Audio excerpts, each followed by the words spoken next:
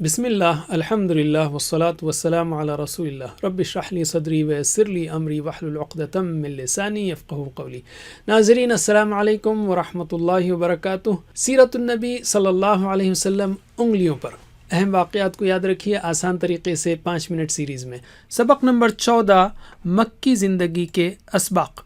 عربوں کی حالت اسلام سے پہلے جو تھی اس کا نقشہ حضرت جعفر رضی اللہ عنہ نے حبشہ کے بادشاہ نجاشی کے سامنے پیش کیا۔ فرمایا، ہم جاہلیت میں مبتلا لوگ تھے، بتوں کو پوجتے اور مردار کھاتے تھے، بدکاریاں کرتے، قرابت داروں سے تعلقات توڑ دیتے، ہمسایوں سے بدسلوکی کرتے تھے، اور ہم میں سے طاقتور کمزور کو کھا جاتا تھا، یعنی لوگ قبیلے وغیرہ ایک دوسرے پر حملے کرتے، لوٹتے وغیرہ۔ علم یعنی ویڈیو کو روکیے اور سکھائیے۔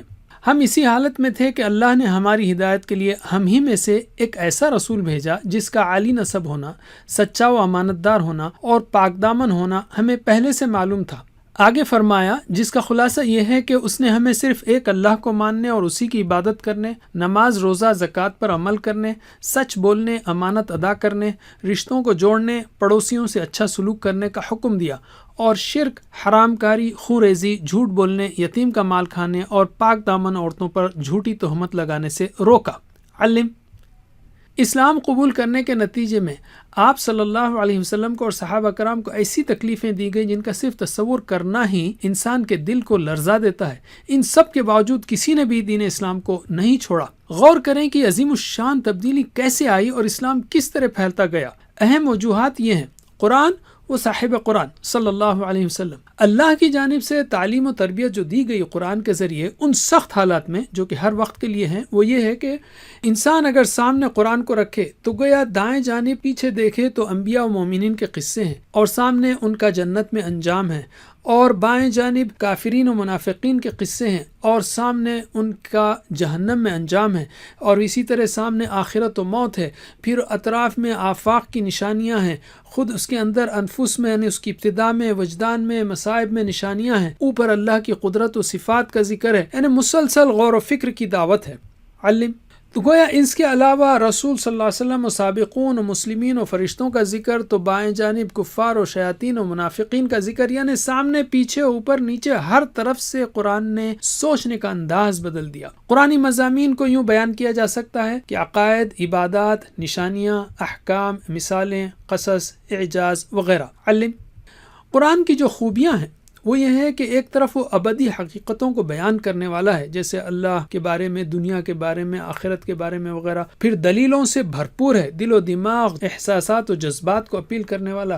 اس کے مضامین میں کوئی ٹکراؤ نہیں، بہترین اخلاق والی اور پاکیزہ باتوں کا مجموعہ، اور بہترین عربی زبان میں۔ علم اور جو پیش کرنے والے تھے رسول صلی اللہ علیہ وسلم، ان کی خوبیاں یہاں صرف چند کا ذکر ہے۔ وہ بہترین اخلاق والے، صادق و امین، سچے ہمدرد تھے، جو دوسروں کو کہتے سب سے پہلے اس پر عمل کرنے والے، صبر و استقامت کے پہاڑ کہ جیسے بھی حالات ہوں، لالچ ہو، دباؤ ہو، آپ ہٹے نہیں، جو بات آپ نے پیش کی اس پر آپ کو پکا ایمان تھا، نرمی کے ساتھ لوگوں کی قدم بقدم تربیت کرنے والے تھے، اور ہر حال میں حکمت سے بھرپور قیادت و رہنمائی کرنے والے تھے۔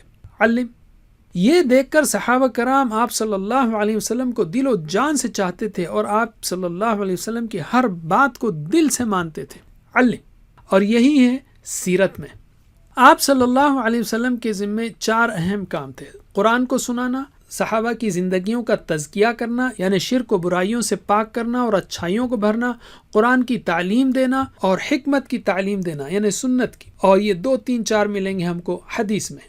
علم تو صحابہ رضی اللہ عنہم نے جب قرآن و سیرت کو دیکھا تو اللہ کی ذات پر ان کا ایمان پکا ہو گیا، اور اس پر بھروسہ بھی، آخرت پر پکا ایمان کہ نہ انہیں کوئی لالچ دے سکا اور نہ کوئی انہیں دین سے ہٹا سکا، اور یہ پکا یقین ہو گیا ان کو کہ کامیابی کی جو بشارتیں قرآن میں ہیں یا رسول صلی اللہ علیہ وسلم کی طرف سے ملی وہ ہو کر رہے گی۔ یہ ایمان کیسے بنا؟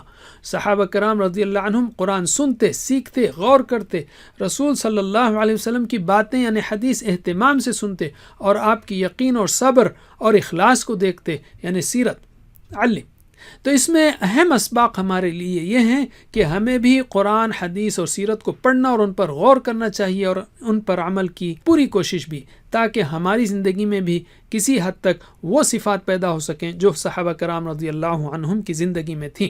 آپ کی تربیت کا نتیجہ کیا ہوا کہ ایسی زبردست جماعت تیار ہوئی کہ تاریخ نے ایسے انسان نہیں دیکھے۔ صرف 100 سال کے اندر انہوں نے دنیا میں عدل و انصاف کی لہریں چلا دیں، اور تقریباً 1000 سال تک مسلمان سپر پاور رہے۔ آج زوال میں ہیں تو دین سے دوری کی وجہ سے۔ علم اللہ سے دعا ہے کہ وہ ہمیں عمل کی توفیق دے۔ وجزاکم اللہ خیر، کوئز کرنا مت بھولیے۔ والسلام علیکم ورحمۃ اللہ وبرکاتہ۔